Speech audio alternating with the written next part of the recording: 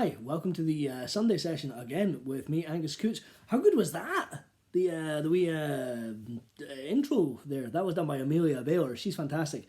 Check out her channel and Twitter down in the description below. So tonight I've actually got a whole bunch of stuff to talk about. So before we get into it, I think we'll talk about the first thing, and that is hat chat. A lot of people might have noticed that I wear a hat quite a lot of the time. It's part of my comedy. One of my jokes is, I look kind of cool with a hat on, but when I take my hat off, oh, I look like a racist. So I'm going to keep the hat on for just now. But someone was asking about all the different hats, and how that someone is not going to be named. They asked to remain anonymous. But if I tell you it was a friend who lives in London, then you might have some idea about who my friend is. So yeah, time for hat chat. Go! So here's hat chat. This is the hat that I wear the most. It is a Philadelphia Phillies cap. Love the Phils. This is the Harris tweed cap that I bought for a wedding in Spain. It's nice. Here's another tweed cap that I was given as a birthday present a few years back. Cool. Yeah.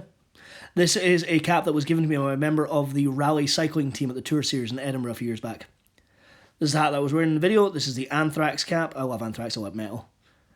You might notice a lot of Philadelphia sports. This is the Eagles, NFL team that I support.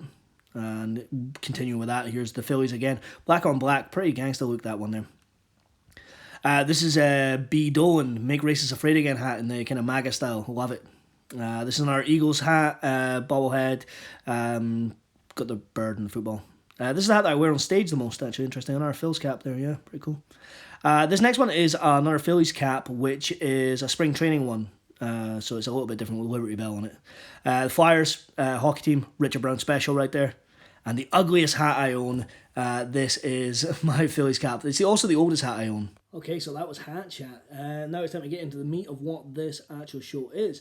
That is the whiskey and the tunes. So, tunes I'm going to put on first. I'll pop it on and tell you what it is.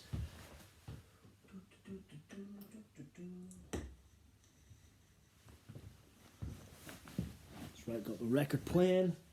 What we're listening to is B. Dolan, Fallen House, Sunken City on vinyl here. We're listening to side A, Leaving New York. I absolutely love B, and he's the artist that created one of the hats that you just saw in Hat Chat there. Let's talk about whiskey. This is the Bunnahabhain. Now I cannot pronounce this. If anyone can actually say how you say that word right there, starting with the S, I've got no idea. But I'm going to drink one, and we're going to have a little bit of a chat about a couple of things that have been happening. So, what you call house measure. You know, you don't go with the old 25 mils when you're in the house, do you? Okay, so what's been going on? Well, I got a few questions about things that people want to hear about. One of them was from my good friend Ross Leslie, who asked about what my favourite lie to tell on tours is. And I tend not to lie too much to customers. However, I would say anyone that thinks they know a definitive Maggie Dixon story, talking shit. Anyone that thinks they know a definitive Greyfriars Bobby story, talking shit. It's not true so much. One of my favourites is the idea of the origin of expressions. Like, you might have heard that Edinburgh had this thing called the Nastiness Act from 1749, which is when people threw their waste out their windows, and they would give you a shout. They shout, "Gardez-vous!" comes from the French, watch out for the water, but it was shit coming out the windows. It would also start at 10 p.m, which is when the pubs shut, which means as you're walking home and you heard someone shout, "Gardez-vous!" but what's that? And that would be where you get the expression shitface from, but that's another lie that tour guides like.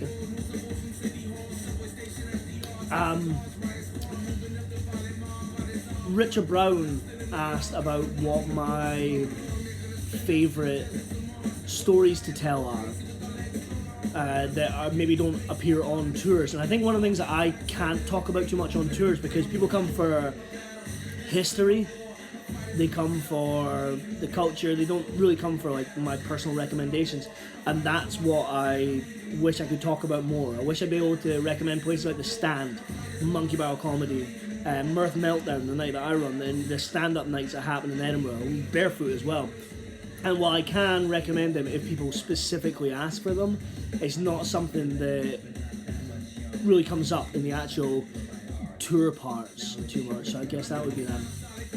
My friend Robbie McVicker sent a message asking me the most corporate bullshit questions of all time. I was getting asked about things like, would you rather fight a man-sized horse or a horse-sized man? I think it's a horse-sized man, right?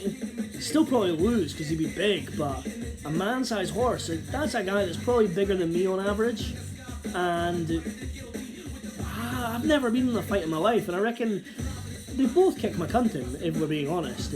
Yeah.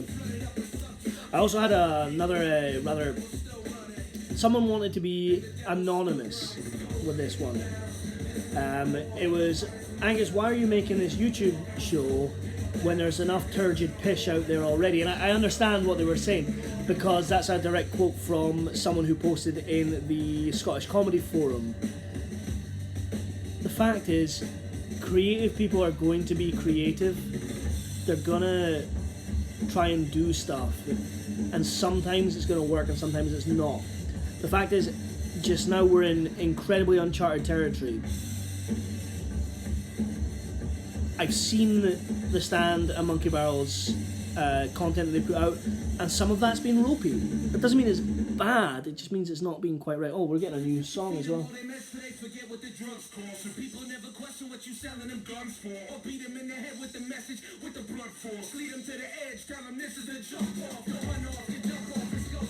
So yeah, I've seen some of the content that's come out and it's been a bit ropey, and I've seen some open spots. These are comedians that are not professional, that are not doing regular weekend work. That's me. I'm an open spot comic, and some of that's been really good, and some of it's been really ropey, and that's okay, because at the moment we don't know what's going on. We don't know how we're ever going to be able to be creative again.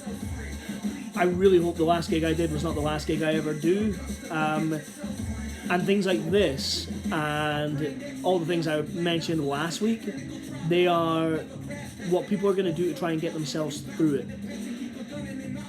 If someone wants to put something out there, it doesn't mean that they're doing something wrong.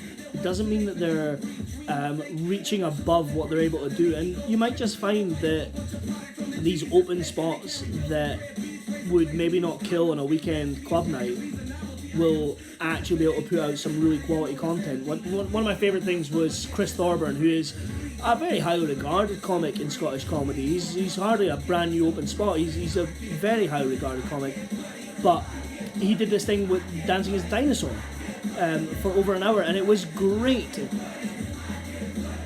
And then you saw some of the stuff that was on the Stand show, which I love, but it's not the same, and it felt almost like trying to create a live experience without being able to do it. It just, sometimes it works, sometimes it doesn't, and some of the acts have been great and some of the acts haven't.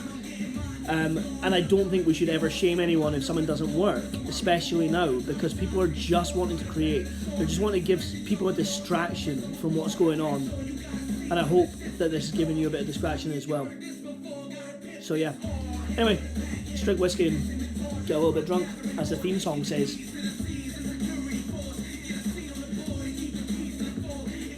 Oh, and check out B. Dolan and Strange Famous Records.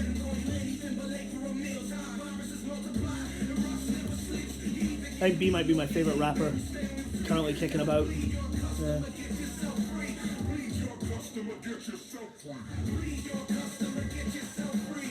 I've not really got much more to say. Now, I got through pretty much everything there, and I hope you guys can tune in next week and maybe buy me a coffee, of course. Don't ever forget to do that, the link's below, and I'll send you a story from Scottish history that I really enjoy telling. Cool. Does this make it weird when I'm sitting listening to a song and just drinking?